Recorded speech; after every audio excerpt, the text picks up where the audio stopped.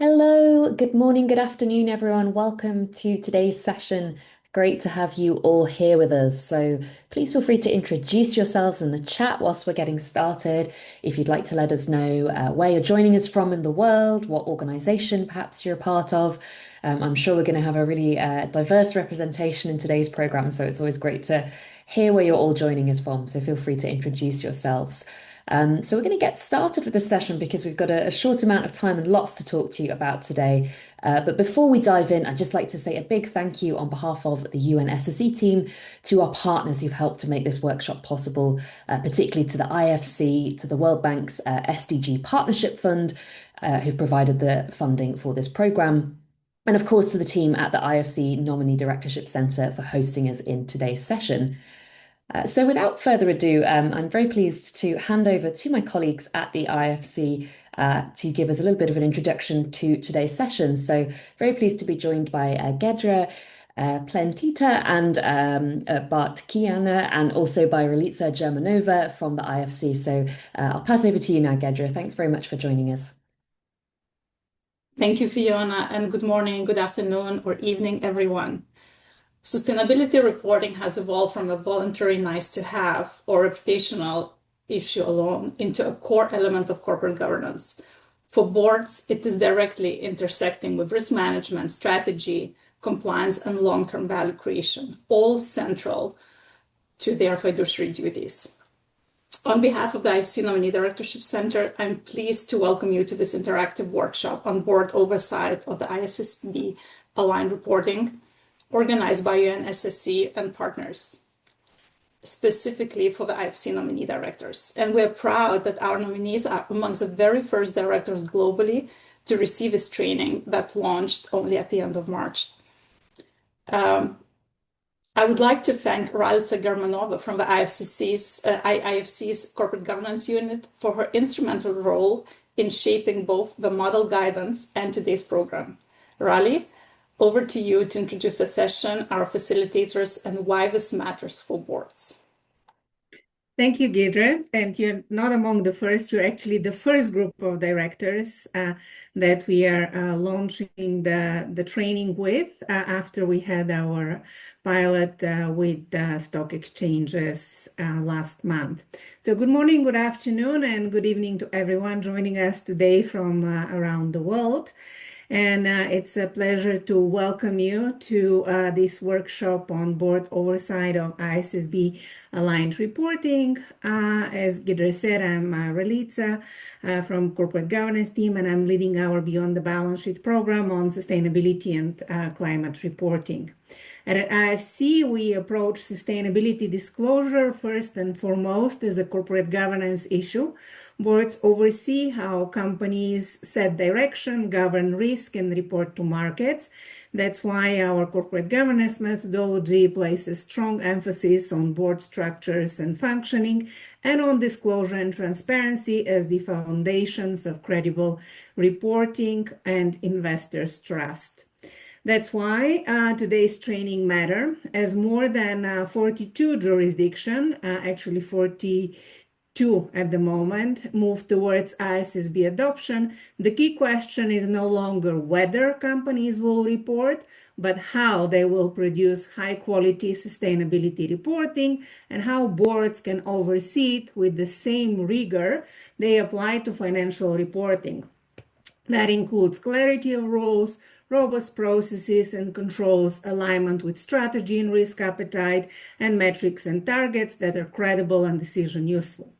In partnerships with the UN Sustainable Stock Exchanges Initiative, the IFRS Foundation, and the Chapter Zero Alliance, we have launched the model guidance on board level oversight of ISSB aligned reporting.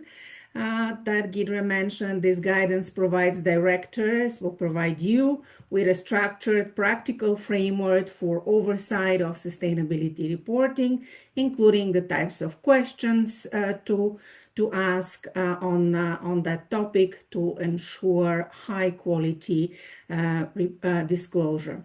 It's intentionally not a technical reporting manual. Instead, it's designed as a governance tool one that you can use for the company's meetings planning, management's engagement, and disclosures review. Both the model guidance and today training are built around 4 steps that mirror core board responsibilities: understand how sustainability-related risks and opportunities affect strategy and prospects, align expectations for risk management, materiality judgment, and internal controls, oversee the governance and the information flow that make reporting reliable, communicate effectively by assessing whether disclosures are clear, balanced, and credible, with appropriate attention to judgments, uncertainty, and data quality. We see this work as essential because strong corporate governance is the foundation of sustainable and resilient capital market.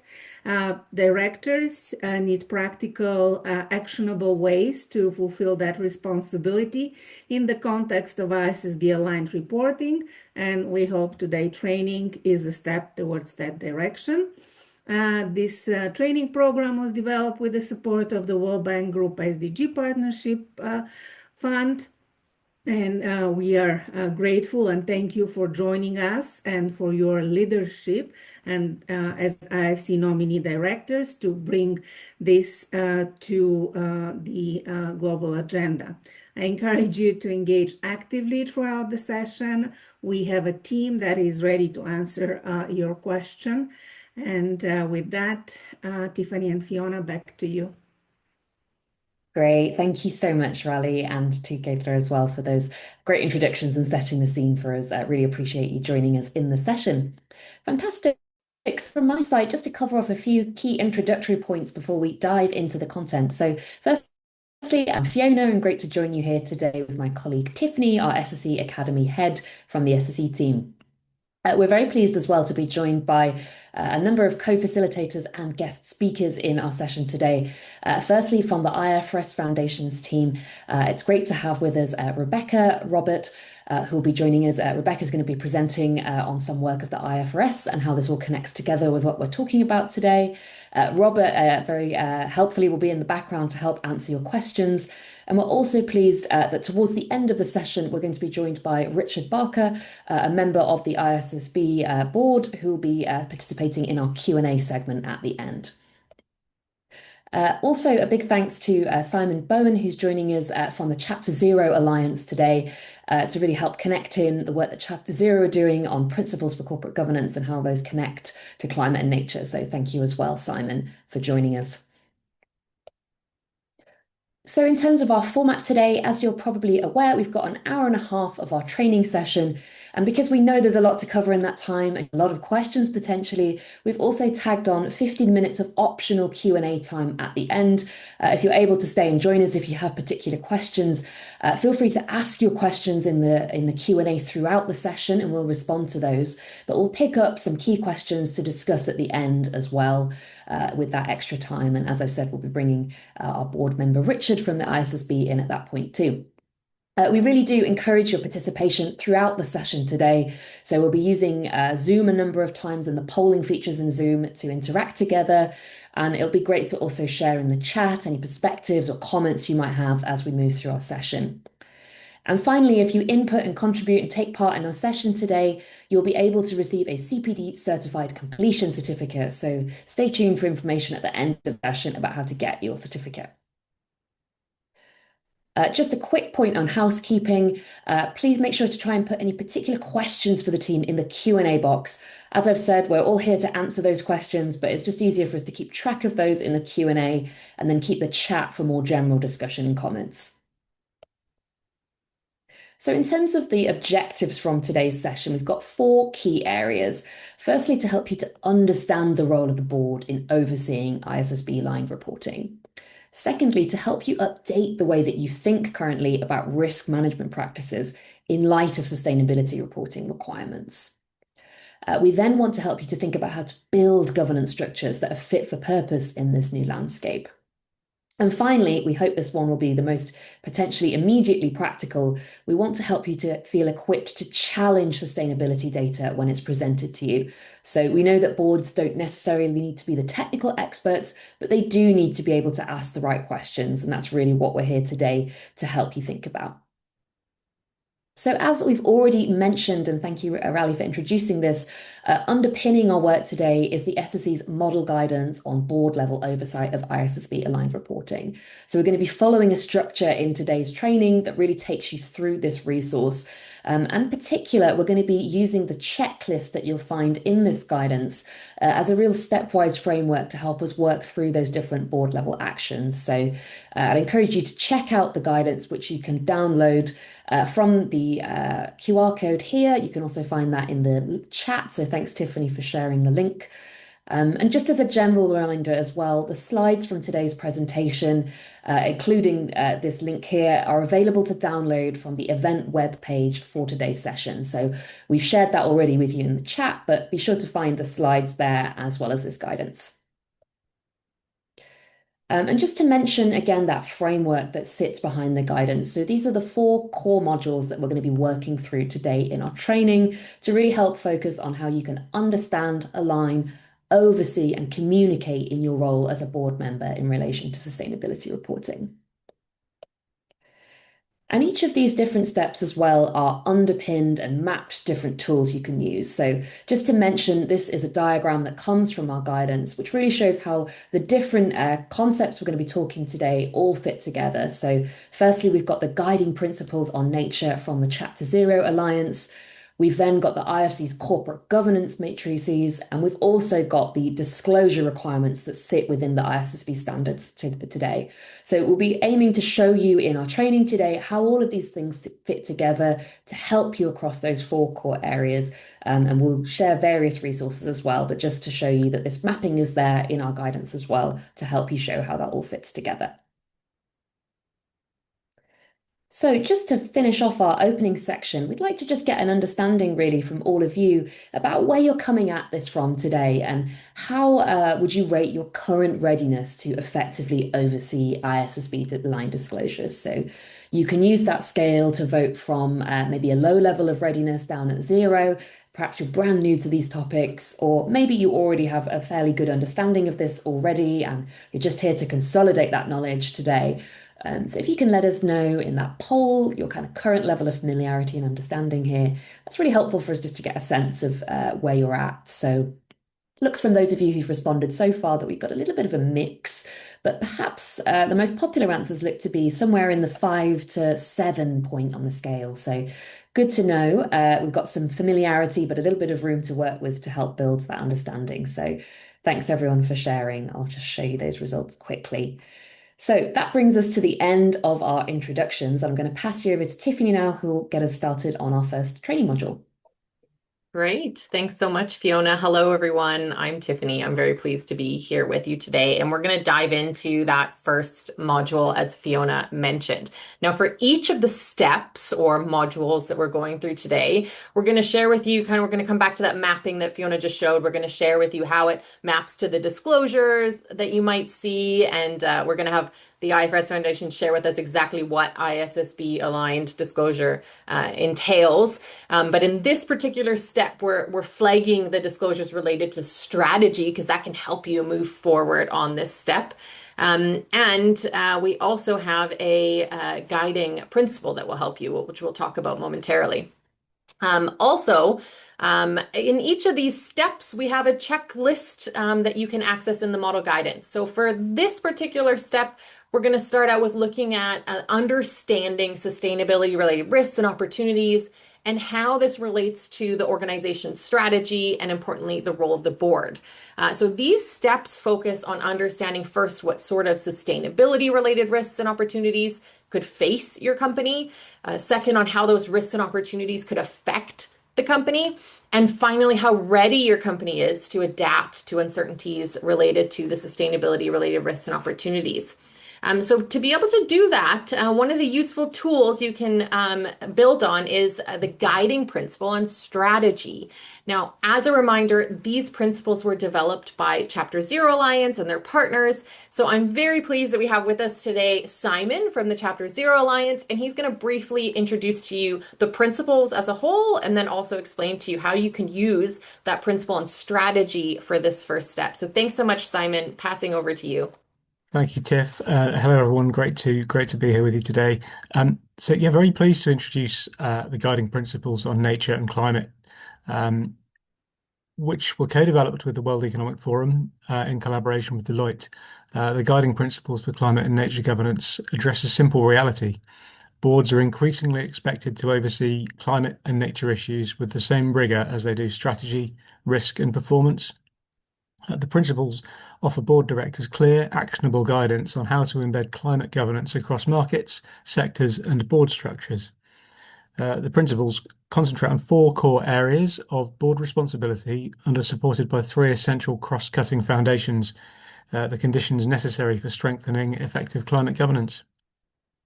As you'll see, these governance principles also align with the content areas of the ISSB already outlined, and the principles, albeit distinct from the ISSB standards, can help provide board directors with key questions to guide effective governance approaches. For board directors, it is not only about mitigating risk, but about seizing the upside of the transition. Directors who understand climate and nature as drivers of change can position their organizations to lead in emerging markets, attract long-term investment, and build enduring stakeholder trust. Effective governance in this context, when aligned with disclosure, is good business. It signals confidence, supports resilience, and equips organizations to stay competitive in a rapidly evolving environment. Today, we will look at each principle in detail and zone in on the skills and knowledge foundation in particular. We'll also share details of how you can access the full principles and where to find further supporting information, including how to join your local chapter. So turning to our first principle that we're going to look at today, the guiding principle around strategy. This principle supports boards in aligning ambition with investment, testing the resilience of business models, and steering organizations towards growth opportunities emerging from the transition, while staying grounded in commercial reality and purpose. The board ensures material sustainability risks and opportunities are integrated into strategy and key decisions. This means climate and nature considerations guide priorities, investments, and long-term planning, and that the business model is tested against future scenarios. Key questions boards may wish to consider are: how well does the board and executive team understand how climate and nature factors could impact or benefit the business? And in what ways are these considerations integrated into strategy? What changes might we need to make to our business model or operations to stay competitive as climate and nature issues evolve? And I'll hand back across to Tiff to further explore the Understand framework. Great. Thanks so much, Simon. So with that tool now in our toolbox, let's get back to that checklist. And today we're going to focus on the first checklist action in step one, which focuses on the possible sustainability related risks and opportunities that you as a board member should be aware of. So understanding sustainability related risks and opportunities can sometimes feel quite overwhelming. So it helps to start with a concrete framework and build from there. Now, climate is a great entry point because the ISSB standards, drawing on the well-established Task Force on Climate-Related Financial Disclosures, or TCFD framework, provides this clear, well-defined risk and opportunity category framework that is quite easy to navigate. So as shown on this slide, climate-related opportunities can fall into two categories, to five categories, into resource efficiency, energy source, products and services, markets, and resilience. Then climate-related risks come in then two categories, transition risks and also physical risks. Now we're going to go through each of these in a little bit more detail. But just to point out that even though we're going to focus today on climate when we talk about these risks and opportunities, it's really just a starting point. So many of these same categories, such as reputational risk or market shifts, or policy and legal exposure and resilience of your organization, apply equally to all other sustainability topics like biodiversity, water, social issues, etc. So as you build familiarity with a climate framework, you'll find it becomes quite useful as a thinking tool for sustainability related risks and opportunities more broadly. Just to note that your role as a board member is not necessarily to identify every risk yourself. That's, of course, management's job, but your role is to ask the right questions. Are the risks and opportunities management has identified credible? Are any being overlooked? And these categories help you to get a framework to work with on that. So let's start with a quiz. So you should see this quiz pop up on your screen. We want to know, have you already started thinking about any of these opportunities in your company? So for example, maybe you're using resources more efficiently to cut costs, or maybe you're identifying new energy sources to ensure stable and more cost-effective energy in the long term. Or perhaps you've identified new products or services that your organization can develop to meet new demand related to energy efficiency. Or maybe you've identified new market opportunities, such as the use of green bonds or financing new activities. It's also possible that you haven't identified any of these, and that's also an okay answer. But you have to know where you are and what the starting point is as a board member to know the direction you're going to travel in. Now I see 40% of you have filled in the quiz. I'd like to get it up to 50%, so I'll give you 5 more seconds. We're almost there. Great, a lot of you just put the answer in, so I'm going to end the poll and share the results. So it looks like here, resource efficiency is the number one. A lot of you are comfortable with this particular opportunity, and you're probably already working on it in your organizations.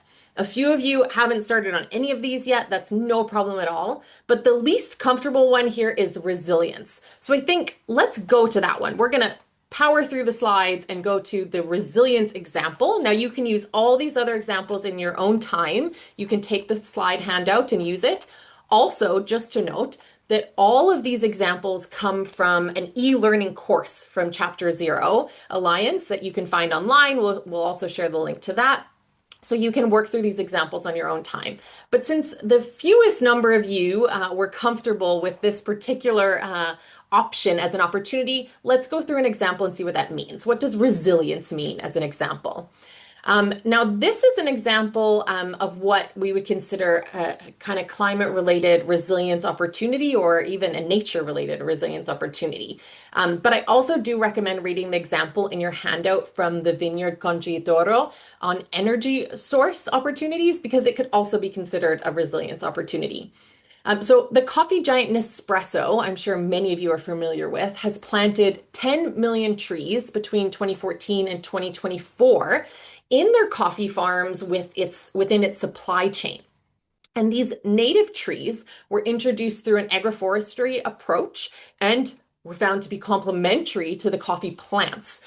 The trees act then as a natural carbon sink, and they compensate Nespresso's residual GHG emissions.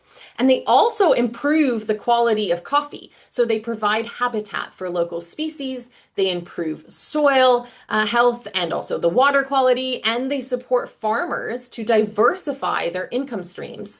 So this is really ensuring not only resilience of the coffee industry, but also their whole supply chain to make sure that they're continually getting this resource.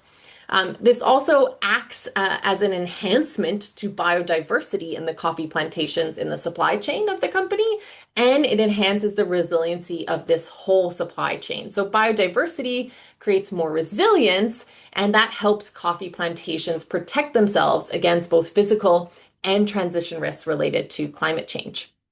So speaking of risk, let's now look at some different ways that climate-related risks might be categorized. And as a reminder, you can check out all these risks also in your slide deck. So as covered earlier, climate-related risks can fall into 2 categories, into physical risks and also transition risks. Now, physical risks are the direct impacts of climate change on a company's assets, operations, and supply chains. And these can be either acute, so sudden event-driven disruptions like a flood, storm, or wildfire, or they can be considered chronic, meaning longer-term shifts such as rising sea levels, water scarcity, or also sustained temperature increases that gradually can erode business value. Transition risks arise from the global shift to a lower carbon economy. And these include policy and legal changes, technology disruptions, shifting market conditions, and also reputational exposure. For instance, if a company is perceived to be lagging on its climate commitments.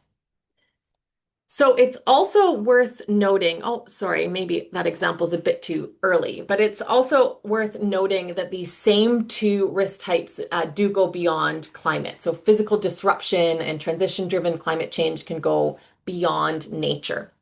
Now, we do have an example in our slide deck on physical risks, and I encourage you to take a look at that on your own time. Because we're only here with you for an hour and a half, we're not going through every example. But this one I think is particularly interesting, and it's a transition risk, which is often the one that companies don't understand to the same extent.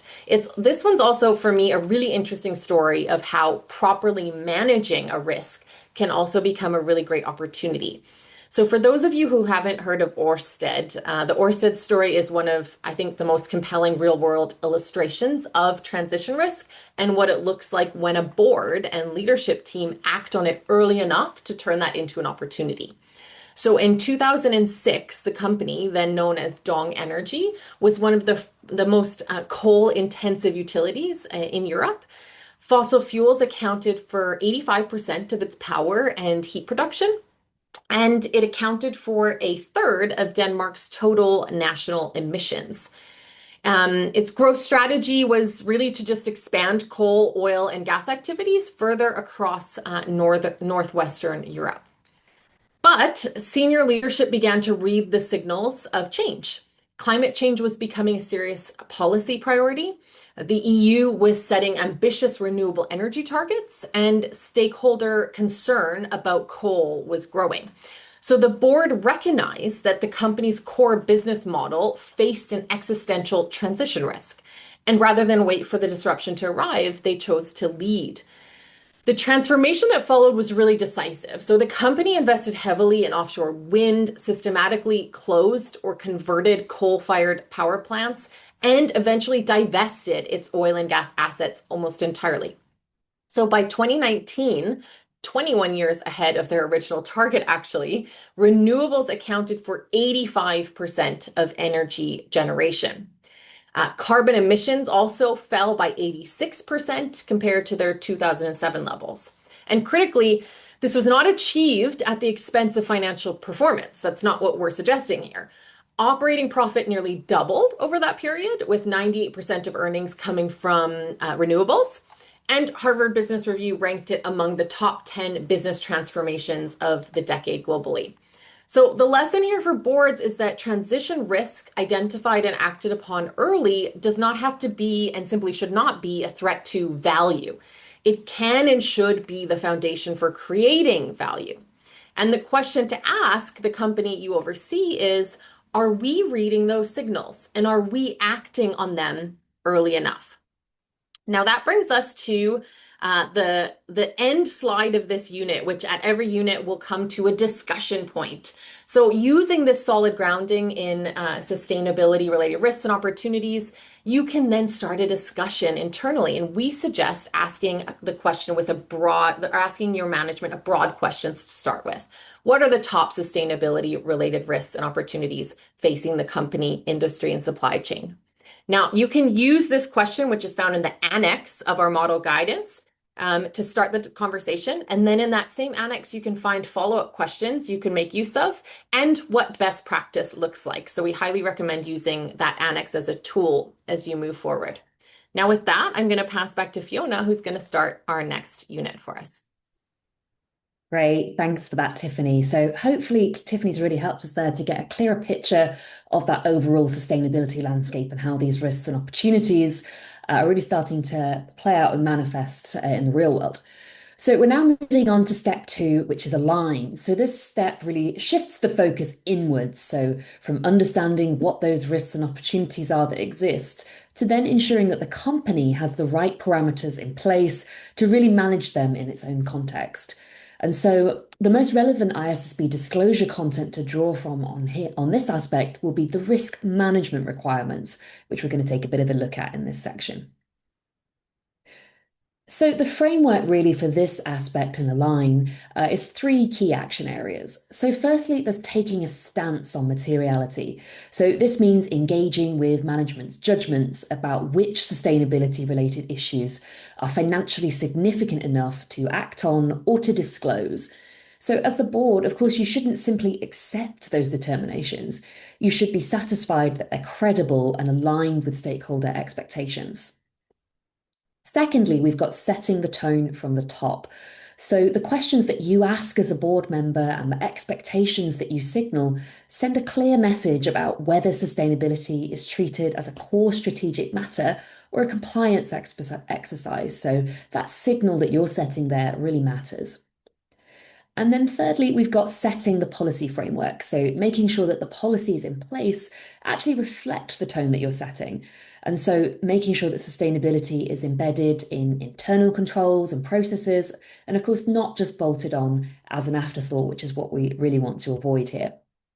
So again, as with step one, there's a guiding principle we can use here to anchor this step coming from the Chapter Zero Alliance. So this is the risk and opportunity principle. So back over to you, Simon, to bring that principle to life.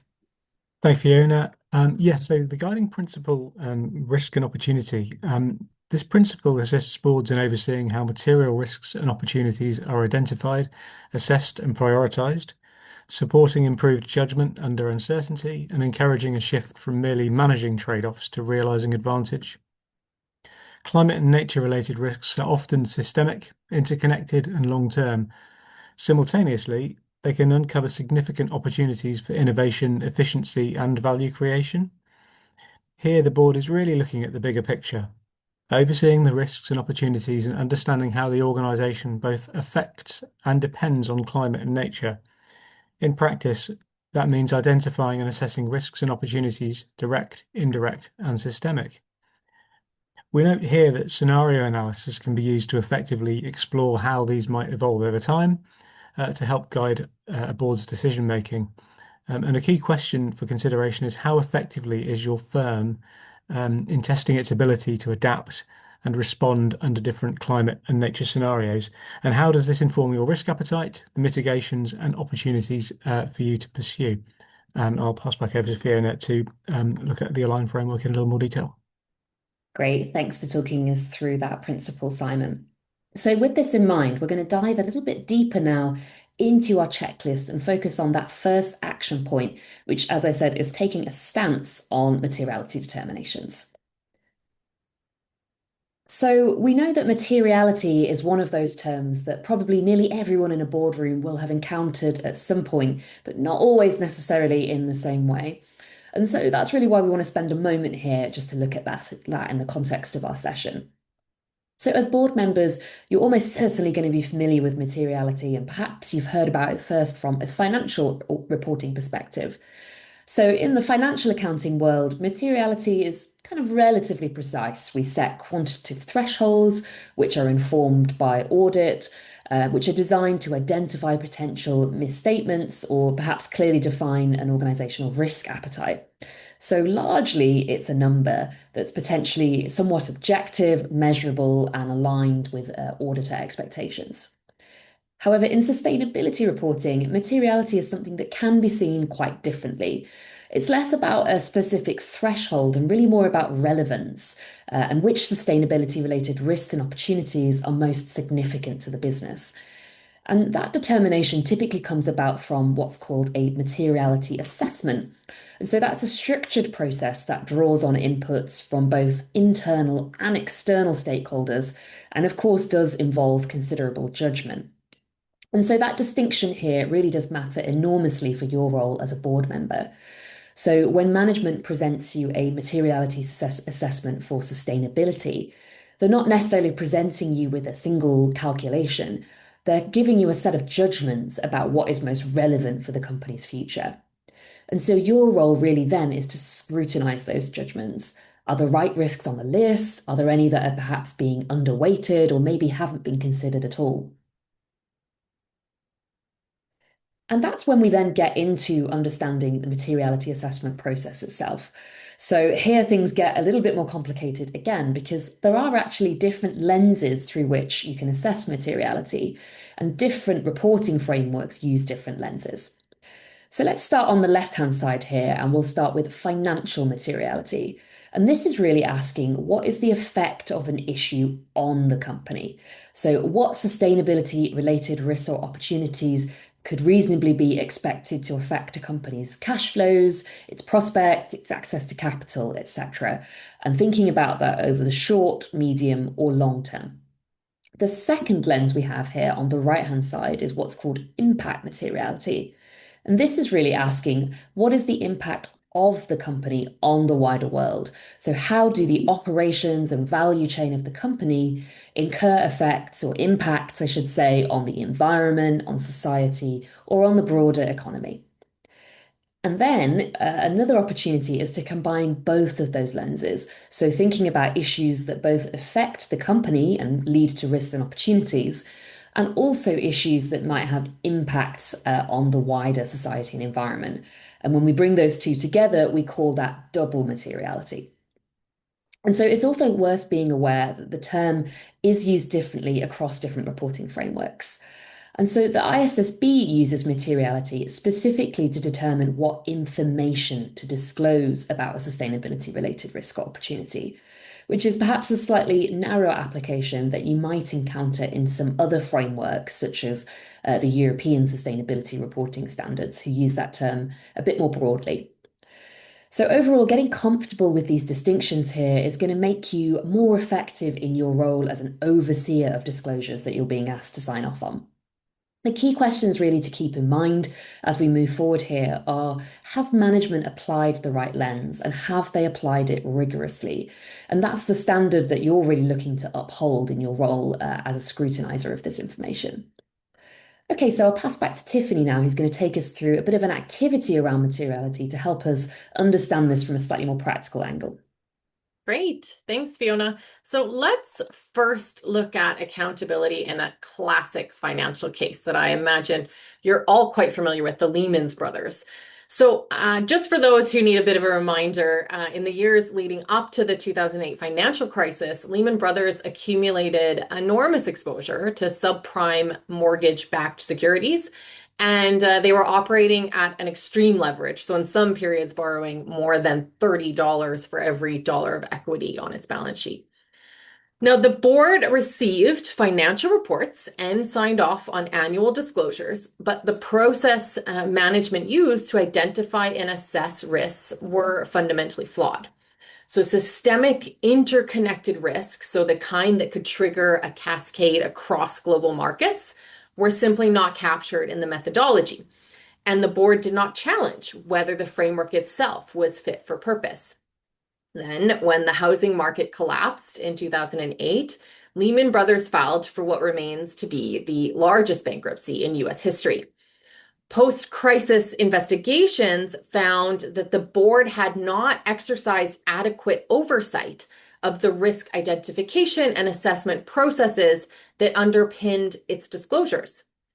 Crucially, the risks that ultimately destroyed the firm were never surfaced as material in the company's disclosures because the methodology for identifying them was inadequate and unchallenged. So let's have a bit of a discussion about that. So this example highlights the risks of being overexposed to systemic risks that your risk management practices may not be taking into account. So let's think now about what that might look like when we think about sustainability-related risks, systemic risks, such as the impacts of climate change.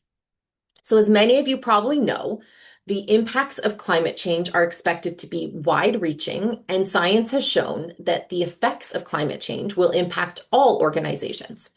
However, each company's exposure to these effects will be different. So how can you make sure that you're not Lehman Brothers, that you're not overexposed to a systemic risk such as climate change? So I invite you all to share your thoughts on this with us. You can either use the chat function and just type right in there for us all to see what your thoughts are. How do you manage this? Or if you'd like to do it anonymously, you can also share your thoughts through the Q&A. We'd like you to start to think about this. But I'd also like to maybe pull on the expertise of our panelists here. Simon, thanks for popping your camera on. I'd love to come to you with your expertise. You've worked with a lot of boards already and you're guiding them on these topics. So how can boards evaluate their exposure to systemic risk, such as climate risk? Yeah, thanks, Tiff. I think this is a fundamental question for boards to be considering. And systemic risks are those risks which the board can't diversify away from, those risks that the company can't diversify from. And so a need for a wider, longer term view is often required, and boards are well positioned to do this. And one of the areas we've zoned in on under our strategy area and some of the risk and opportunities piece within the principles relates to scenarios. How do plausible futures affect the business? And this really provides the benefit of bringing your risk modeling into a forward-looking projection, rather than considering sort of backward-looking risk profiles, to really take into account tipping points and where some of those risks, which may be sort of outside your immediate control, could impact upon the business. So it provides boards with that wider view, and there are various tools that are available to do that in the scenarios place, and we're working to sort of build that knowledge across our network as well. Very good. Thanks, Simon. Maybe just keeping you there for a second. Someone was mentioning that they're just in the early days of this, but they're looking at commissioning a firm to help them create the correct framework. When you're talking about kind of forward thinking and transition thinking and looking at using scenarios, do you see a lot of boards working with external consultants or using the resources available to already start thinking forward? Yeah, there's a range of consultancy support out there in this space, particularly that will focus on the executive teams. And I think the key question for boards is, how do you bring it into the strategic conversation? How can those scenarios best challenge strategy? So it's not just about a disclosure and a regulatory exercise, particularly in a finance sector firm. How can it inform the company's strategic positioning? And how can the questions best be asked of the board? And yeah, happy to sort of follow up offline on some of that as well. That's great. Thanks so much, Simon. And maybe since I know we have Lois on our call, maybe she can share a few of the resources that we know are available in terms of scenarios and that forward-thinking analysis that organizations can do. We also see here that some people are saying, yeah, working with consultants and looking through what they can do. I see Stephanie wrote quite a bit, but if I can just take a few things that I see here is kind of now the board is asking a comprehensive and deep framework on adaptation. So I think that what's good to see what Stephanie is showing here and the process they're going through there is it's not kind of like a one-step process. This is an ongoing process that boards are going to go through of really looking into the future and constantly adapting, right? Because when we talk about a scenario analysis, we're not talking about knowing the future, right? We're not all of a sudden becoming, voyants that can see what's happening in the future, but we're preparing for different options, and we're going to have to, chart new options as we move forward. Thanks, Lois, for starting to share some resources there in the chat as well. Great. So unless anyone else from our panel has any thoughts, I'm going to move into our next example here, which is looking at another type of risk. So we were just talking about systemic risk. Let's look now at time horizons. Oops, I went a little bit too far there. Let's see if I can get the slide. There's always a slight delay on the slides. Okay, here we are. So this is our second example we want to look at here. And this one is looking at another company I'm sure you're all aware of, and that's Kodak. So for the for most of the 20th century, Kodak was the dominant force in photography. And at its peak, it held around 90% of the US film market. But digital photography completely wiped out the company. Now, what makes this case for me particularly striking and I think directly relevant to what we're discussing today is that Kodak was not blindsided by digital photography. Actually, I don't know if who knows this, but they actually invented digital photography. So in 1975, a Kodak engineer built the first digital camera, and the board and senior management were well aware of this technology. It was discussed internally for many years, but because that shift felt so distant in the future, because film was still generating extraordinary revenue and the digital disruption appeared to be somewhere out in the horizon rather than immediately at their front door, the company never fully committed to acting.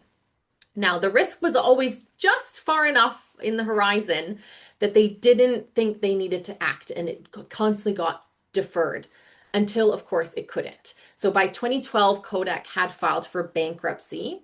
And here, the failure wasn't a blind spot like we saw in the Lehman Brothers case. It was a failure to treat a long-term, slow-moving risk with the same urgency as a near-term one. And the time horizon created a false sense of security.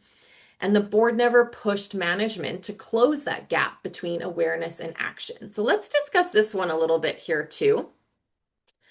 Again, I invite you to share your comments either in the Q&A or in the chat. And we want to take a little reflection here. Now, maybe before I come to Simon, I'd love to get your reflection on this one too, but maybe I'll just share a few stats here to put this into perspective of time horizon. So the average tenure of a CEO is around 5 to 7 years globally, and it's getting shorter. So globally, 7 years, S&P 500, it's currently around 4.8 years.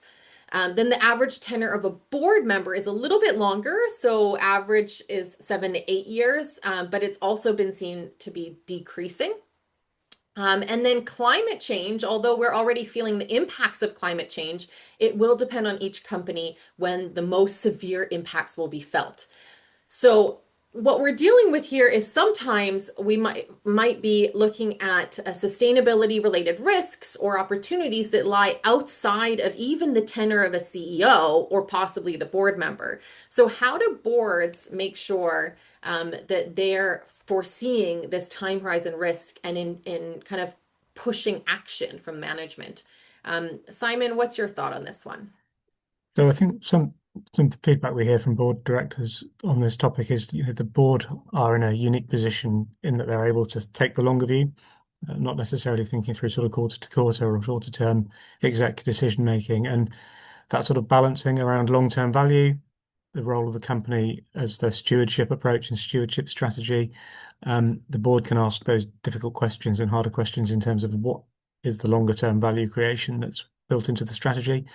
And I think one of the reflection on this, I think, is potentially the fact that, whilst time horizons may seem distant, actually taking into account tipping points that occur within the climate and nature space, and even in relation to the sort of insurability of supply chains, for example, some of those time horizons can shorten rapidly. And what would the sort of effect of a particular event happening within those scenarios have on your business, and the ability to respond to that? So it's a combination of that short term and long term view, which boards are able to assess. Great. Thanks, Simon. I think that's really helpful. We build on that also in our model guidance. So you can go find more about that in the model guidance. Also, maybe I'll go even to our next slide, is it often comes down to kind of whose role is it, the board or the management?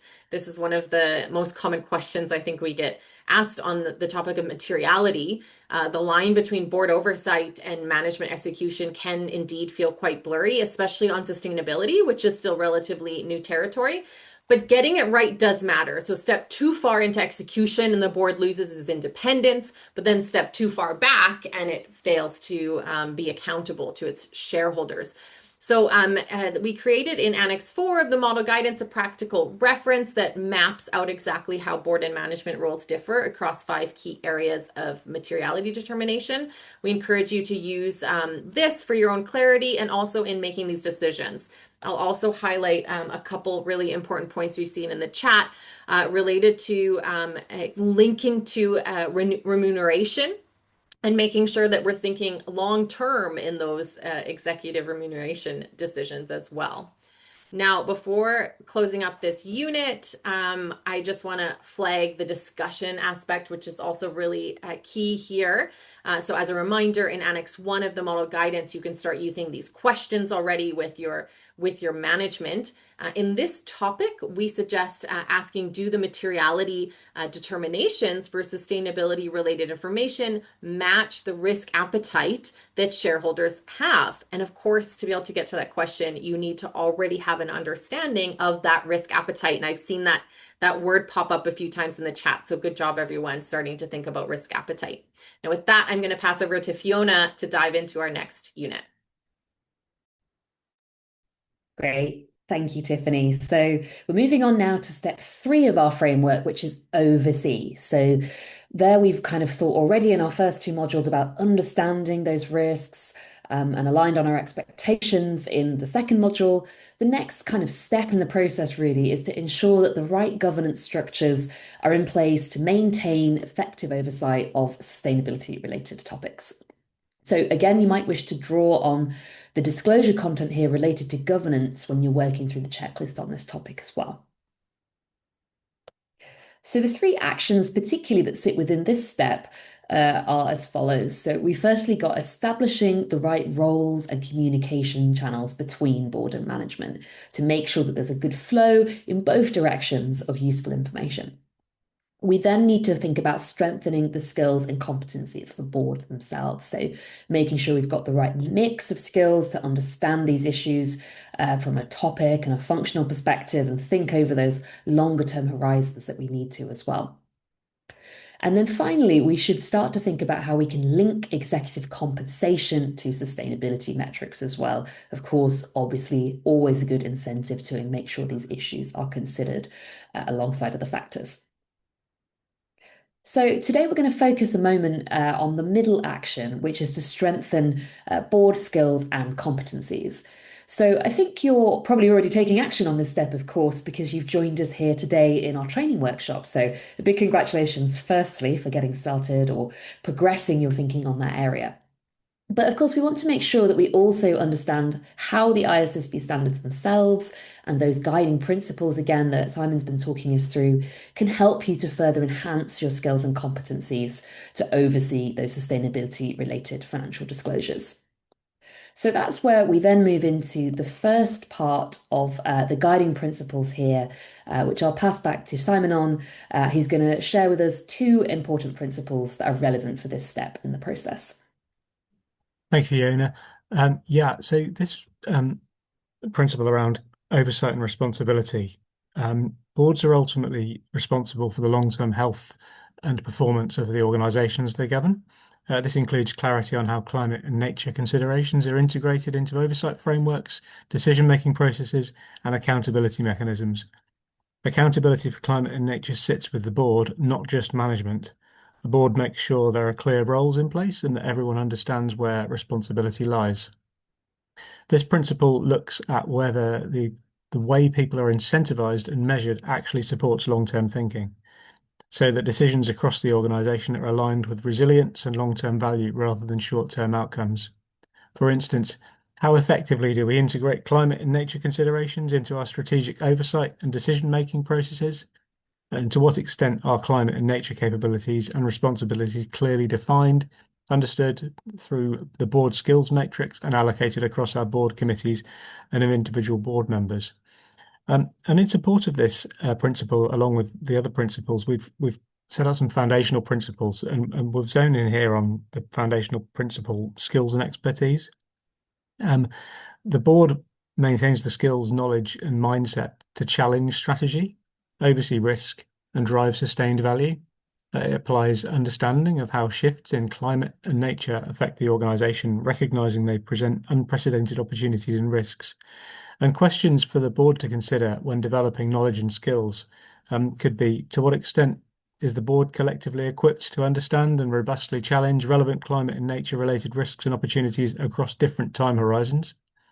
What formal processes, for example, board skills matrices, board evaluation, do we use to identify knowledge gaps, benchmark our capabilities, against peers and address blind spots through training, recruitment, or external advisory support. And with that, I'll pass back over to Fiona to consider some more detail on Align. Great. Thanks, Simon, for talking us through those two principles. I think already there's some really helpful points that we can keep in mind as we're thinking about building out those different skills and competencies to enable us to manage and assess these issues better. So we'd now like to build on that with another tool that you can find in the SSE model guidance. And so that's a checklist which can help you to spot potential gaps in your overall board's pool of expertise and competencies. So this list isn't necessarily intended to be a list of all skills and expertise that every board member has to have, but it can be used to make sure that maybe at least one board member possesses skills and expertise in each item, or that you've got perhaps a number of people who between them can help to contribute to ensuring these areas are represented. So this list will start with including knowledge of the ISSB standards themselves, as well as also sustainability related materiality judgments. So as I talked you through already in the last module, and Tiffany shared those examples from different companies, of course, it's important for someone to be experienced in that. We also think that it's important that someone on the board is experienced in assessing resilience and thinking about forward-looking analysis, whether that be in the context of sustainability, or perhaps they've already applied that in other strategic contexts as well and could translate that experience from other areas. And finally, someone on the board should really have the skills and experience to be able to assess that the sustainability related metrics that have been presented and are being reported are really being used in the right way to measure progress as well. So you're measuring the right things and you're actually making use of that data.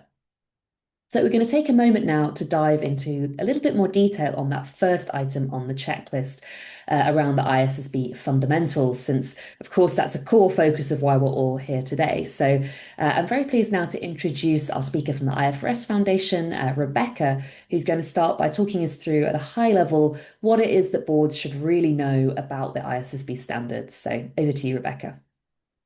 Thanks, Fiona. And good afternoon, evening, good morning, everyone. So as Fiona said, I'm going to walk you through a little bit in terms of the formation of ISSB, what the standards are, and then some key things to consider in terms of being a board member. So as many of you may know, the ISSB was formed in 2021, so a few years now, as part of the IFRS Foundation. So this is the independent public interest organization responsible for the governance and oversight of both the ISSB as well as its sister board, so to speak, the IASB, so the International Accounting Standards Board, which develops IFRS accounting standards, which many of you may already be familiar with.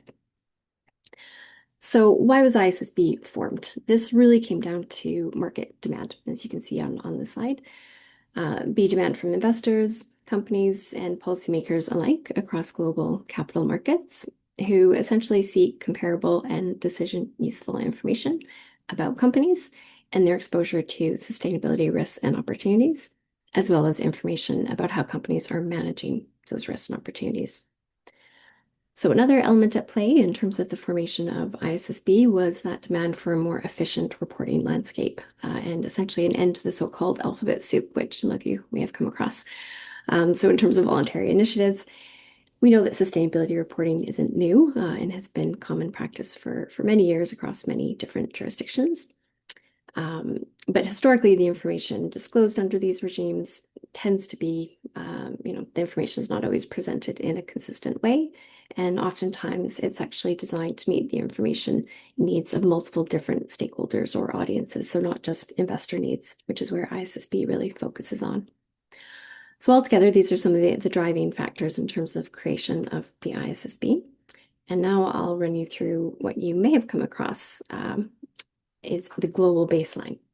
So one of the key focus areas of the ISSB since it was created is to develop sustainability disclosure standards that provide a comprehensive foundation of disclosures that essentially create a common language for sustainability information. And this is why you'll sometimes hear this reference to the global baseline. Now, what does that actually mean? So in effect, the ISSB standards have been developed and designed in such a way that allows for the layering on of additional requirements, be that jurisdiction-specific requirements, or even the continued use of voluntary standards, such as those issued by the Global Reporting Initiative, or the GRI, that we may well target information needs of a broader set of stakeholders, so beyond investors. And why is it important that we have this baseline, this global baseline? It's really in terms of having that common language of sustainability information. It can then be added on for other purposes. So this concept of multi-stakeholder reporting is really embedded in this building block approach and allows jurisdictions to build incremental requirements onto an established baseline. It's also important in the context of interoperability. So we know there's many other regimes that companies might be reporting under, and really having information reported under ISSB means that that information can be presented alongside other information to meet other requirements. So it's quite multi-purpose in that sense. In practice, this is also very good in terms of being a board member, for you to know that many of the reporting that your companies or the companies you oversee may already be reporting against some of the standards. You probably already have systems set up for regulatory or financial reporting. And what the global baseline means is that it complements those processes and systems that you may already have in place to support your existing reporting. So it can be leveraged in that way to support sustainability reporting. So now the ISSB standards. So what are these? I'm sure many of you are familiar with the standards that we have. So we've got two ISSB standards, IFRS S1 and IFRS S2. These were developed back in 2023. So IFRS S1, this is really the foundational standard and sets out the overarching requirements for a company to disclose information about its sustainability risks and opportunities. It also sets out general requirements for the content and presentation of information. So things like timing, location of disclosure, really foundational concepts are contained within S1. We then have IFRS S2, which sets out the requirements for a company to disclose information about its climate-related risks and opportunities. So that's to say S2 applies to companies that, when using the requirements of S1, identify risks and opportunities related to the topic of climate change. And this last point is quite important to highlight because IFRS S2 effectively builds from IFRS S1, and the two standards do need to be applied together. And just to flag, there are some additional slides in your handout that provide more detail of how the two standards interact. So the last point I'll mention here, as you see on the screen, and Tiffany's mentioned it earlier as well, is the structure of TCFD recommendations. So the ISSB standards really leverage that existing structure where information about sustainability or climate is really centered around 4 core content areas, which I'll run through now. There we go. There's a bit of a lag here, right, Tiffany? So the core content.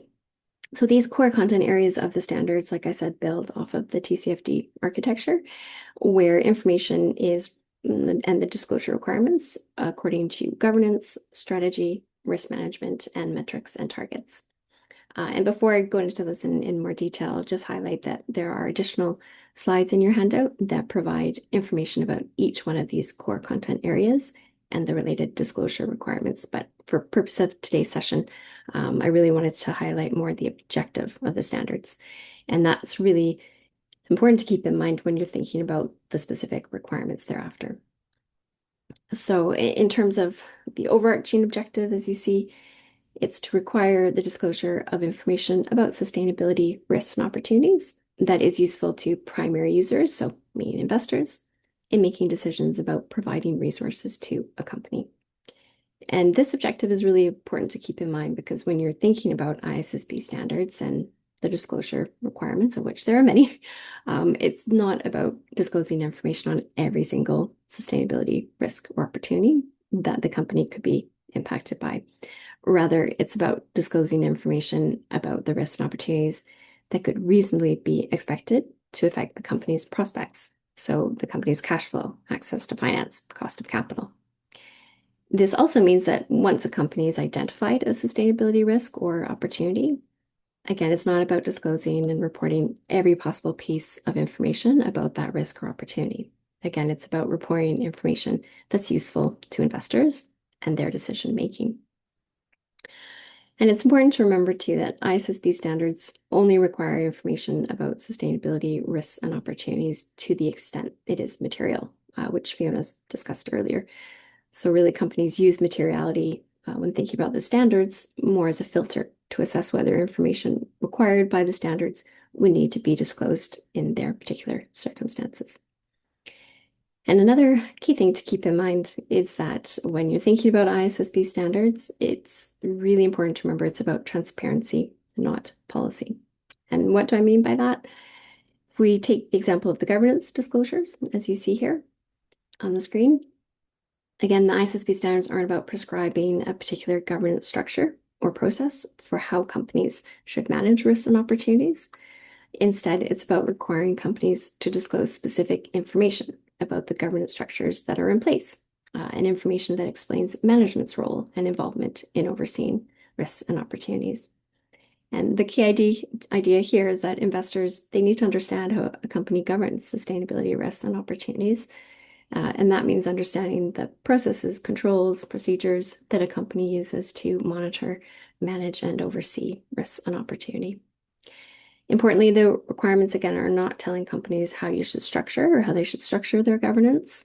We recognize there's many different governance structures that a company might have in terms of might sit with the board. You might also have specific committees or subcommittees that report up to the board. So again, the ISSB standards don't prescribe a particular governance arrangement, but instead it's about being transparent and disclosing information about the arrangements that are in place and essentially describing how governance works in the organization. And this is especially important in the context of the role of the board, who effectively have a responsibility in overseeing ISSB-aligned reporting as part of a broader corporate governance mandate. So again, there are additional slides in the handout that provide you a bit more detail in terms of the specific requirements, but hopefully this is giving you a sense of what the ISSB standards are and what they're about. And back to you, Fiona. Great. Thank you so much for that, Rebecca. I think hopefully that really does give us a nice overview there of those standards and the core concepts and how that really slots together with what we're talking about today. So many thanks. So hopefully for those of you that weren't familiar with those standards, that gave you a little bit of a primer on those. And as a reminder, it's great to see some of your questions coming through in the Q&A, so please do continue to share those. And of course, we'll have the time at the end for extra Q&A live discussion as well with Richard Barker, the board member of the ISSB, joining us for that. So make sure to share your questions and we can ask those in that conversation with Richard at the end. But just to have a little bit of a test and kind of consolidate what we've talked about in this segment, I've got a quick quiz question that I'll launch for you now, which is to see how well we all understood what we just talked about. So the question here is, let's say your company's identified that there was a nature-related risk, perhaps let's say water scarcity, that could be reasonably expected to affect its prospects. But at the moment, there isn't a specific ISSB standard on nature. So which standard do you think that company would use then to disclose material information on this topic? Would it use IFRS S1, so the general disclosure requirements, IFRS S2 on climate, or would it perhaps use both, or maybe neither of those because nature's a different topic? So have a moment and let me know what you think about that. So I see we've got about a quarter of you taken part in the poll, so I'll leave it a little bit longer for a few more of you to participate. Maybe we'll give it another 10 seconds to try and get as many participants taking part as possible. Okay, let's see, another 5 seconds perhaps, and then let's have a look at the right answer together. Okay, I do see quite a clear picture emerging as well. So let's go with that and I'll show you the results. So almost 3/4 of you opted for both there. And then maybe the next most popular option was S1 standard. So the answer is both. That's correct. So whilst all financially material information related to nature would fit within the guidance of S1, because of course S1 already requires you to assess and disclose material information about all types of sustainability related risks and opportunities. So that would include nature. Nature, of course, is a closely connected issue to climate change. Indeed, climate is one of the key drivers of nature loss, and in turn, obviously, climate is an aspect of the overall framing of nature. So it's likely as well that S2 will include some useful information here that can help you to disclose those nature-related pieces of information that you consider to be material. So indeed, both is a good approach to take there.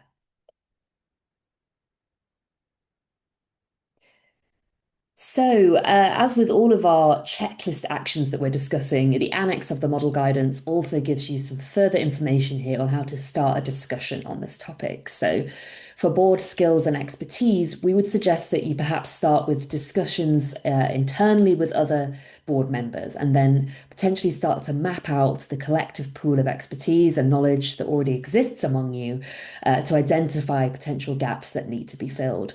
Of course, it's great to start with that exercise internally, but you're going to obviously benefit from peer perspectives on that as well. So perhaps sharing that mapping with your auditors, for example, to get their reflections on it would be a good place to go next from there as well. So as a reminder, you can use the annex of the model guidance to help you identify more follow-up questions and to see some examples of what best practice could look like here as well. Okay, that brings us now to the final step in our framework for today. So over to you, Tiffany, to get us started on that. Great. Thanks, Fiona. So can you believe it's already been more than an hour that's flown by? We're on to module 4, which is on communication. And here we want to focus really on ensuring that the final sign-off of public disclosures meets your expectations and that the final report builds confidence in the report users. That sustainability related risks and opportunities are being adequately managed. The disclosure content that you may want to look at to help you with these actions we're going to talk about here include communication related to judgments, uncertainties, and errors and how they're managed. And the ISSB does give guidance on disclosure on that and requirements. Great. So the 3 actions in this step will help you to assess the story that's being told, the credibility of qualitative and quantitative information being shared publicly, and the processes being used to assure and validate that data. Now, for this final step, you can also draw on the guidance of the guiding principles on disclosure and transparency, and I'll pass back to Simon, who's going to review this particular principle with you. Thanks, Simon. Thank you, Tiffany. So this guiding principle around disclosure and transparency, the board plays a key role in promoting transparency, integrity, and accountability through its disclosures, ensuring that investors and stakeholders are fairly informed. It oversees the systems and processes that support true and fair reporting on how changes in climate and nature may impact the organization's financial performance and long-term prospects. In practice, this means the board is responsible for ensuring the accuracy, credibility, and integrity of climate and nature-related disclosures, as well as making sure that the reporting is aligned with the organization's overall strategy, its commitments, and relevant regulatory expectations. The key questions around disclosure and transparency that the board could be asking are: how well do we understand our responsibilities, potential liabilities, and stakeholder expectations regarding the information disclosed on climate and nature? And how effectively do our disclosure processes reflect the organization's actual performance, position, and progress on climate and nature-related topics, including areas where progress is limited? And I'll pass back to Tiff to explore the framework in a little more detail. Great. Thanks, Simon. So using that guiding principle, you should already be well on your way to enhancing the public sustainability related disclosures that you're putting your name on. For this final step, we're going to focus today in our workshop on the action point that aims to help you ensure that these disclosures are credible and that they meet the needs of report users rather than introducing doubt or concern from the investor and shareholder community. So what does a credible disclosure actually look like? And how do you spot one that isn't credible? So the questions to keep in your mind as a board member when reviewing sustainability related disclosures is, are there aspects of these disclosures that are risk of accusations of misleading investors? For example. And here are some red flags that should prompt you to push back or ask harder questions of management. So the first is vague language, phrases like "we care about" or "we commit to" with nothing concrete behind them. Commitments without measurable detail are not disclosures, they're marketing. The second is mismatched claims and data. So, for example, a company describing itself as decarbonizing while its emission figures are actually rising with no explanation. The numbers and the narrative need to tell the same story. Another red flag is incomplete risk references. So, where the risks and the opportunities identified in one part of the report don't connect through to the metrics, targets, and financial information elsewhere in the report. Credible reporting really needs to be connected reporting. It all needs to make sense together. Fourth would be unmet or unmeasurable future commitments. So targets announced in a previous report that either quietly disappear, or maybe new commitments with no plan for how progress will be tracked. These are unmeasurable or unmet commitments. And then the fifth red flag we list here is no accountability. So where the board and management are described as overseeing sustainability, for example, but there's no detail on how often they meet, in what structure, or what decisions were even made as a result. And that's a sign of symbolic rather than substantive governance. And all of these red flags are not just a problem for the disclosure. They're also a window into the quality of the governance and the management practices behind it. A weak disclosure often signals weak processes behind it. So now let's put this into practice. I'm going to show you a few short extracts, the kind of language you might actually see in a sustainability report. And after each one, we're going to do a quick quiz, and I'd like you to select which red flag you think applies. There's often one or two clear answer, but it's okay if you pick more than one of them. Great, so the first extract we see, it says, climate change is one of the most important issues of our time, and we are deeply committed to playing our part. As a company, we care about the environment and are working hard to reduce our impact. We believe that sustainability is core to our future, and we will continue to take meaningful steps forward. What red flags would you see here? And maybe we'll pop this up and I'll leave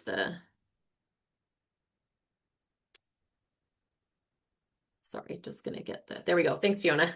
We'll leave that extract up so you can still see that, and you can pick what red flags you see here. Vague language, mismatched claims and data, incomplete risk reference, unmet commitments, or no accountability. And I see a few of you are mentioning there. So this is considering that this is maybe the only part of the disclosure that really talks about sustainability, is this one kind of core segment here. Well, I'd have to say a lot of you caught this one fairly quickly. So good eye there. I'm going to end the poll and share the results here. So I wouldn't say that in this example we see mismatched data, because there simply is no data in this example. We also do not know if there were prior commitments made that are being unmet. So I wouldn't say that we have information here that's suggesting unmet commitments. Similarly, we don't really have any details of the risk register, so we can't really say if the risks are being inconsistently discussed. But I think the most obvious red flag, which is what most of you picked here, is the vague language. There are no targets, there are no metrics, there's no timeframes, nothing an investor could use to assess performance or hold the company to account. Caring about something is not necessarily appropriate disclosure. So we could also, however, say here that there's no accountability, right? Because we have no idea how this commitment is being overseen or what the governance structures are. So why don't we take a moment now and see how we could improve on this? So here's an improved version. So here we have a new text that says we have set a target to reduce our scope 1 and 2 greenhouse gas emissions by 30% by 2030 against a 2022 baseline. It says in 2024, we reduced emissions by 8%, bringing us to a cumulative reduction of 14%, on track with our annual milestone. Progress is reviewed quarterly by the board sustainability committee. We know how this is happening now, and reduction targets are linked to the remuneration of our chief operations officer. So here, why this works is every claim is specific, it's measurable, there's a baseline, there's a target, a time frame, and a reported result. An investor can immediately assess whether the company is on track and has a clear understanding of what actions are being implemented internally to ensure success. Great, let's do one more example together here. So this one comes from two reports, actually. So in 2023, the company said that they committed to reducing Scope 1 emissions by 15% by 2025. However, in the 2024 report, this commitment is no longer present, and what we see is that Scope 1 emissions have increased by 4%. So if we launch that quiz here. Oh, great. Thanks, Fiona. Oh, no, that's the last one, I think. Perfect. Thanks, Fiona. Which red flags do you see? Same options as last time. Now we have two different reports, but the commitment disappeared in the second one. And I'll just give you a few seconds to fill that in there.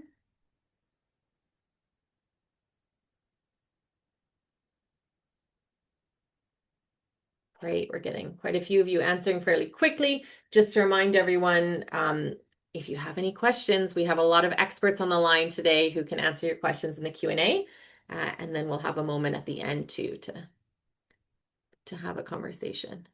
So I see in the chat a few people saying vague language, no commitments, changing commitments. Yeah, we have over half of you who have shared in the poll, so I'm going to end the poll and share the results here. Great. So what do we see here? Most of you have picked either mismatched claims and data or unmet commitments. So really well done, both of those answers. So I think for me, the most obvious red flag here is unmet commitments. And arguably also, of course, mismatched claims and data as well, since a claim was made, even if it was in the previous report. So if you choose either number 2 or number 4, really great eye. So we see here a target was made, the trajectory is going in the wrong way, and the target then disappears from the report. That's exactly the kind of thing boards should be catching before it goes out the door. So let's look at how we could improve this. So here's a new version that hopefully a board member noticed and they improved it. And here we see, they say that in our 2023 report, we committed to reducing Scope 1 emissions by 15% by 2025, same commitment. And then they also stated our Scope 1 emissions increased by 4% in 2024, driven by a 12% increase in production volumes.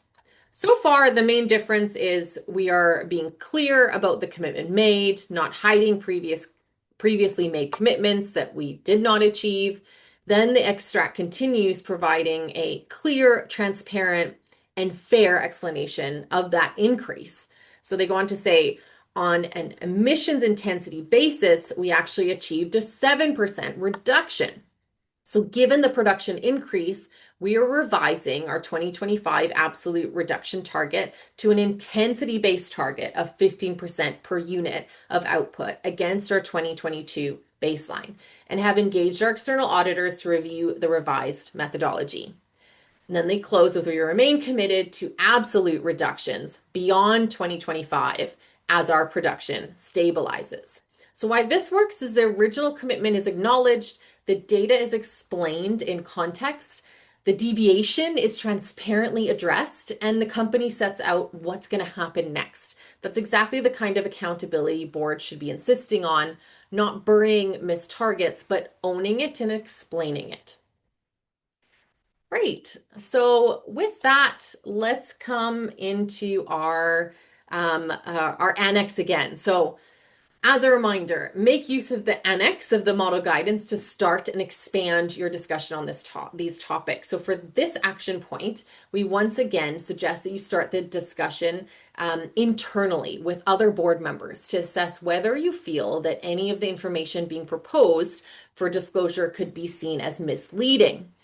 Once you've had that discussion amongst board members, it's important to also expand that discussion to management, but possibly also involving other stakeholders at this point too. Now, I'm going to go to one more quiz before we get to our Q&A. Now, we asked this question of you at the very start of our workshop. We wanted to know how comfortable you were with this topic. And we'd love to hear from you now that you have a few tools in your tool belt about how comfortable you are working on overseeing these reports now that you know where to go to and what tools to use. So we'll give you just a second to fill this in. We'd like to get to at least 50% of you filling it in. As you're filling that in, I might just let you know that we're going to have shortly a Q&A session. I see that we also have Richard Barker with us now. Thanks, Richard, for joining us. Richard is a board member of the ISSB, so we really have great expertise with us here today, in addition to our other two IFRS Foundation staff members here. So in the Q&A, we're going to go to a few of the questions that we've already received in the Q&A. We can also ask new questions here. You can ask our questions two ways. You can either pop a question in the Q&A box. You can do that anonymously. You can also put a question in the chat or just raise your hand. And if we have time to get to anyone to voice their questions, we will. If we get through all the questions, we've already been answered in or asked in writing as well. Great. So we've had more than 50% of you fill in that poll. So I'm going to end the poll. And then we're going to quickly, while you think of your questions, so either pop those questions in the Q&A or in the chat, or get your question ready and answer or raise your hand. And in the next couple minutes, I'm just going to go through all of our resources, and then we're going to come to the Q&A. So before we get to Q&A, just a quick overview of the different resources you have available in your toolbox now. One of them is the SSE's resources on ISSB-Aligned disclosure. You can find them all in our SSE toolkit, which is on our website. The newest resource there is our model guidance for board level oversight of ISSB-Aligned reporting, where you can, of course, find the checklist we worked through today and that annex we kept coming to, which gives you the questions to start with, where to dive in a little bit deeper, and the examples of best practice. Now, we cannot, of course, talk about the ISSB today without referring to the IFRS Knowledge Hub. You can also find a recently launched e-learning, well, 4 free e-learning modules on this Knowledge Hub. You can also find a number of resources that are added constantly to this Knowledge Hub. So I would bookmark the IFRS Knowledge Hub on your browser and come back to it time and time again so that you can find new resources here to help you on your journey. You can also make use of the resources we've seen today from Chapter 0 and more. So just as a reminder, all of the risks and opportunities we discussed at the start of today's workshop come from an e-learning course from Chapter 0 Alliance, which is also free and on their website, so you can make use of that, as well as a number of other additional resources, such as their principles that we discussed many times today. Also, they have a global knowledge hub for the real economy and also for the financial sector. So please make use of all of these resources. And if you're interested in joining a local chapter, and if you have any questions on how to do that, please make use of Simon, who's here with us today as well. Now, we also mapped to the IFC's progression matrix. This is a practical self-assessment tool that helps companies evaluate their governance across 6 areas. I hope you're all very familiar with this because you've been working with IFC for some time. But if you have any questions about the progression matrix and the methodology, please do ask us. We have a number of IFC colleagues with us today too. And we have the IFC Beyond the Balance Sheet. Raleigh, do you want to say anything about the Beyond the Balance Sheet? Yes, it's a resource for you which has a toolkit with practical examples. It has an e-learning course which does include IFRS standards, but also if your market is looking for other standards, it goes through the basic concepts of disclosure, a self-paced training that we recommend taking, and as well as some self-assess gap assessment tool, which also can give an example of and guidance for you or the company that you are sitting on in terms of which are the areas that need improvement, and has some materials that can help improve the practices that are sitting behind the standard. So it's a very practical resource with a lot of examples and guidance on how to implement the standards and the concepts on disclosure. Great. Thanks so much, Raleigh. So another really useful resource, which hopefully you've all been using, but again, continually gets updated. So please come back to that one. Now, before we dive into the Q&A, you have reached the end of the CPD certified content of this training. So to get your certificate today, we'll just ask that you fill in a feedback survey, which you can find in the chat box, but also Zoom will email it to you. It'll also pop up in your browser when you leave the training today.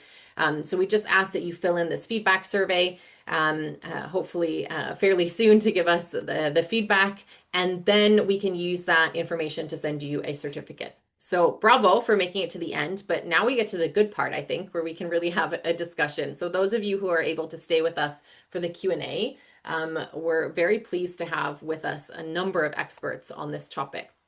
And as a reminder, you can ask your Q&A anonymously just in the Q&A box. And we already have a few really interesting questions coming in. So I think we're going to dive right into this topic.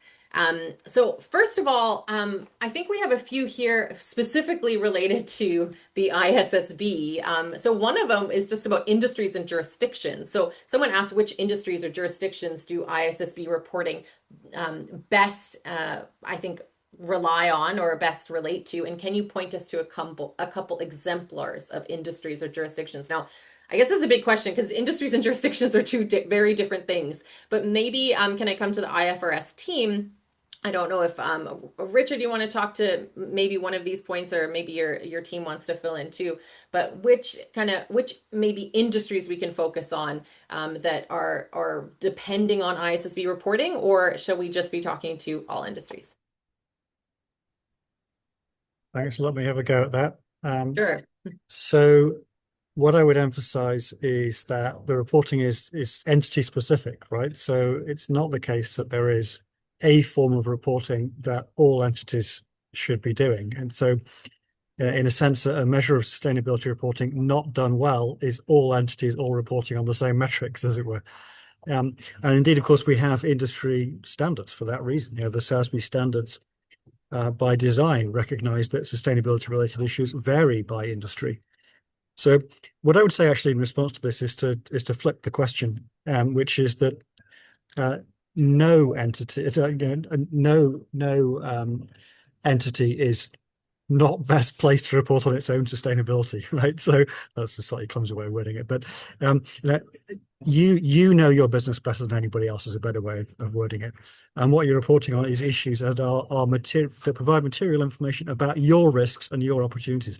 So I would encourage every entity not to first look to best practice or exemplars or whatever else, because that leads you into a compliance, copying, not quite understanding why you're reporting mindset. I'd instead anchor in what are you already looking at, right? Because the chances are that if there are risks and opportunities that are material to your business, you're already thinking about them, right? You should be, because they're material to your business. And so what you're then thinking about is, how do I disclose information about that? So don't rely on the crutch of others. Focus on your own reporting, I would say. Great answer, Richard, for being put on the spot too on that one. Thanks for diving in on that. If anyone else has anything they want to say, please just interrupt me at any point, and I'll pass to you. Otherwise, I'll keep going through a few of the questions we have here. So another one we had is, where do we get started? So someone said, if you're starting from scratch, if this is the very first kind of sustainability report we're working on, what is kind of the first step that we take? And this is something I think we deal with a lot of, particularly smaller companies and SMEs who we know we get told about proportionality a lot, but what does that mean in practice? Maybe I'll see if Chapter 0 has some guidance on that. But Richard, if you have any guidance on smaller companies or those just getting started, that would also be welcome.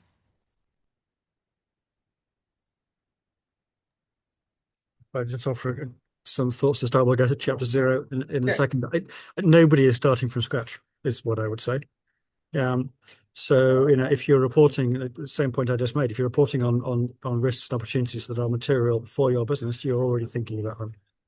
No entity does not do any form of corporate reporting. You already have a foundation. And an ISSB is part of financial reporting. So you already have systems in place to do that. So don't see this as some alien, new, difficult, hard to get your mind around thing, because it's really not. And I think if you do see it that way, then you're missing what it's really all about. Great. Simon, do you have something to add to that? Yeah, I mean, I'd certainly echo that. I think absolutely it links back to the business case within your firm, what's specific to the way in which you're operating at board level as well. And I think, I'd point towards the principles as a good place to start as well. Key questions to ask in this area of the business, and what's already material, what's already presented, and then there's a series of resources there if there are.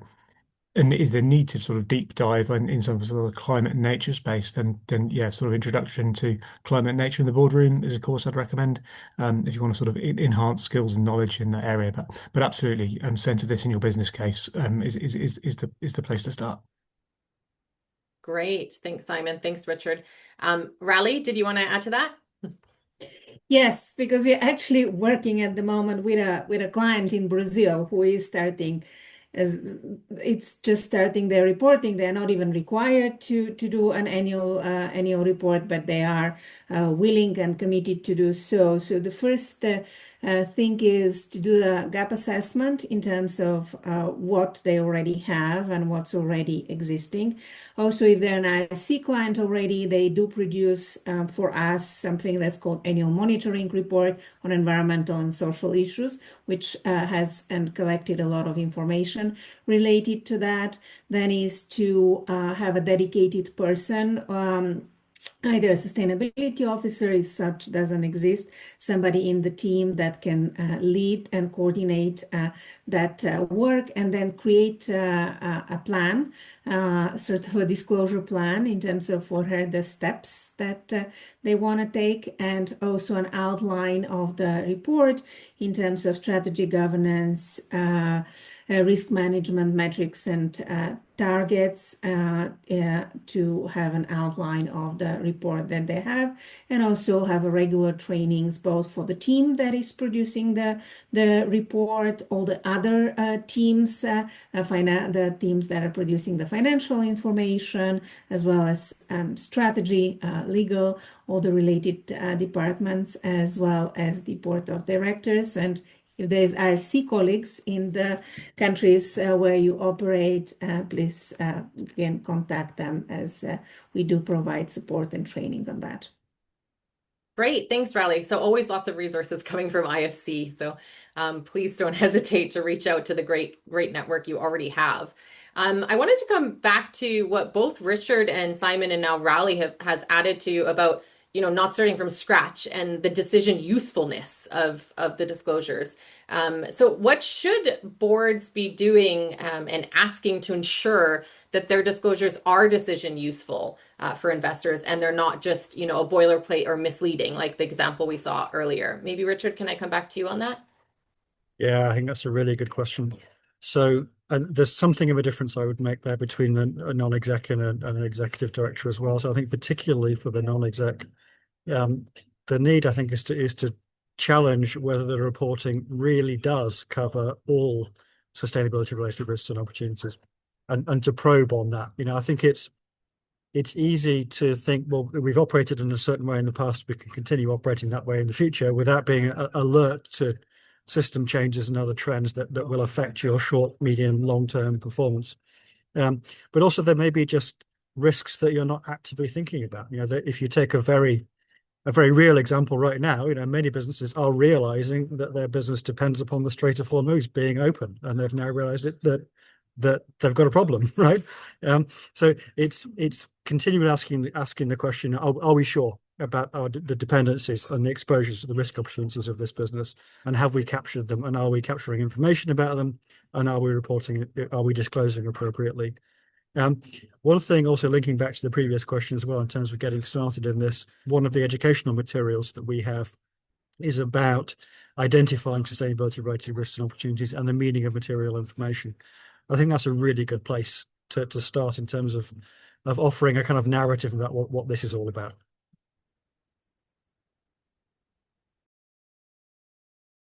Sorry, I was on mute.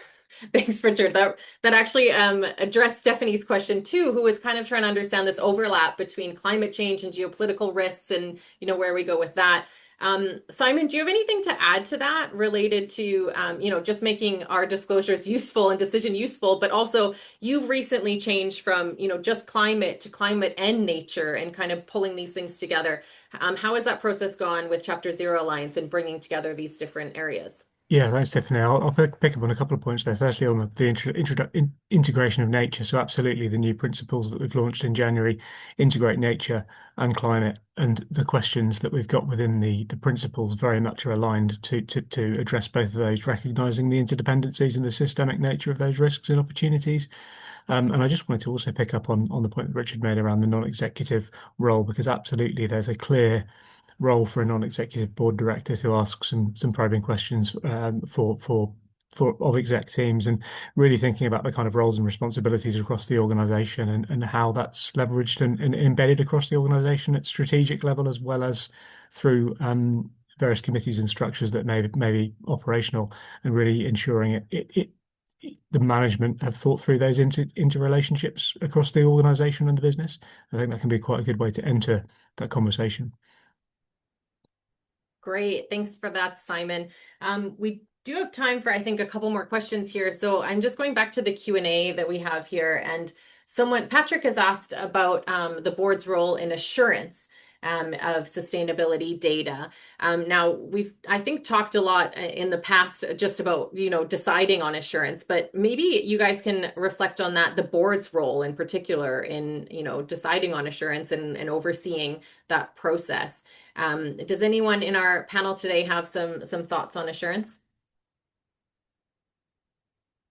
And if Richard and Simon don't, I know maybe I can lean on Fiona for a few comments here.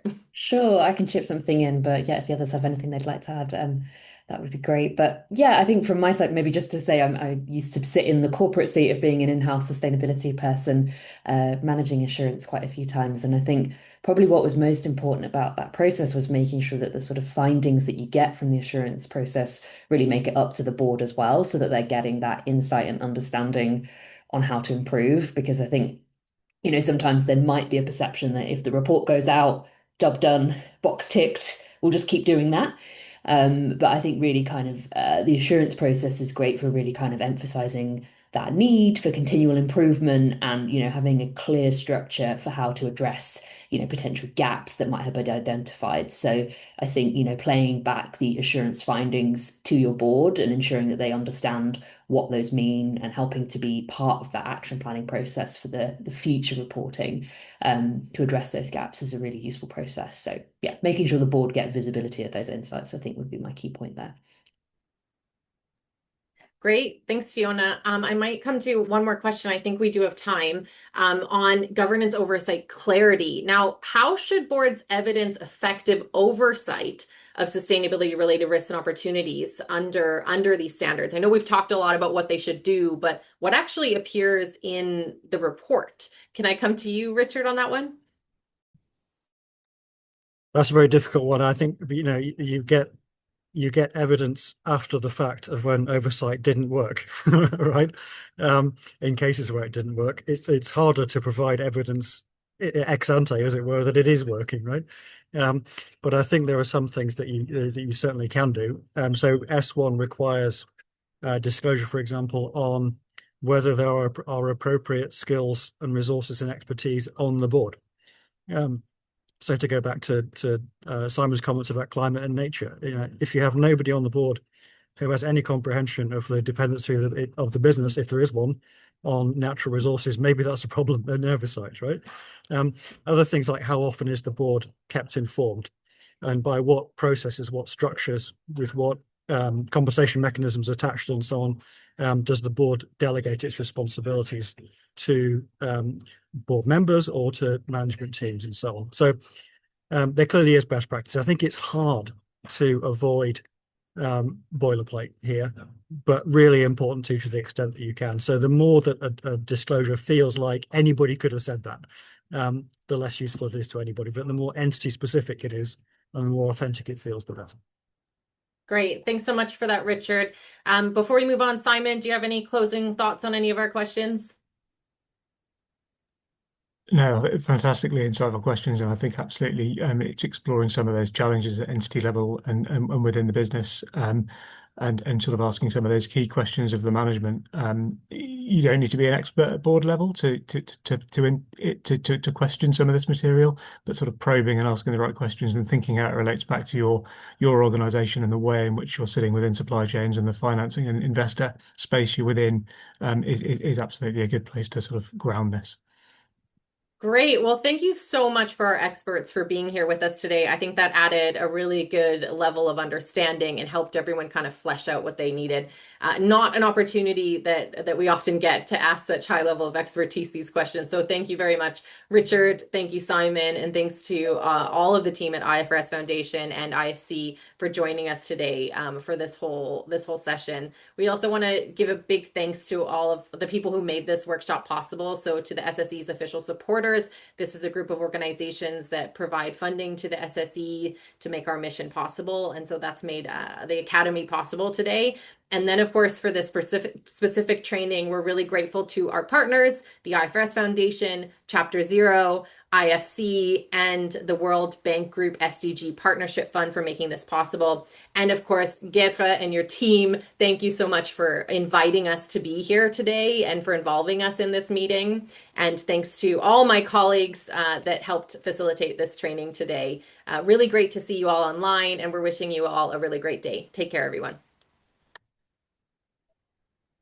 Right back at you, Fiona and Tiffany. Thank you so much for a great interactive and practical session. And of course, to everyone else, I do not want to take more time. You see from the reactions that the session was very well received. So very, very big thanks to everyone. Great. Thanks, everyone. Thank you.